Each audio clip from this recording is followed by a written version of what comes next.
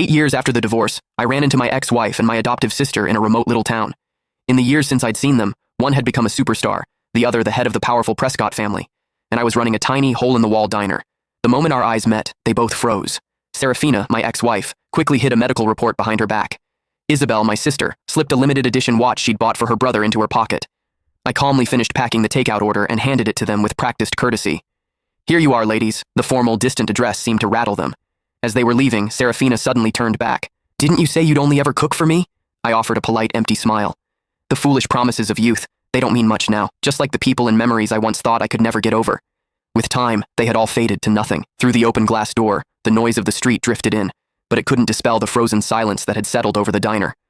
The two women who had conspired to ruin me, to cast me out of my own home, now stood at the counter, unwilling to leave. Serafina clutched the plastic bag of food, choosing her words carefully. "Owen is injured and needs to recuperate. The facilities here are excellent, so we brought him to stay for a while. Mom and Dad, they came too," she added.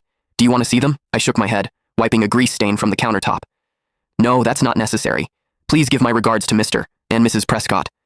I paused, then added, "Actually, it's probably best you don't mention me at all. Being associated with someone like me would only tarnish the Prescott name." At that, my adoptive sister Isabel's brow furrowed. "Noah, these past few years Noah!" A young woman with streaks of red in her hair bounced into the diner, instantly latching onto my arm like a koala. "I'm starving.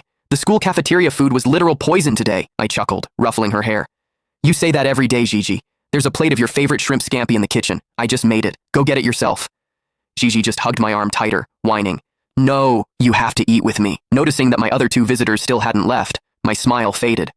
"Is there anything else I can get for you, ladies?" The message was clear, but it took them a long moment to shake their heads. Serafina seemed to drift off for a second when she heard shrimp scampi. Isabel stared at Gigi clinging to my arm, her lips parting as if to speak, but no words came out. I led Gigi into the back, the curtain falling behind us and cutting off their view. When I came out again, they were gone. "Hey," Gigi said around a mouthful of shrimp. "Did you know them? They weren't here to cause trouble, were they? I've seen them on TV.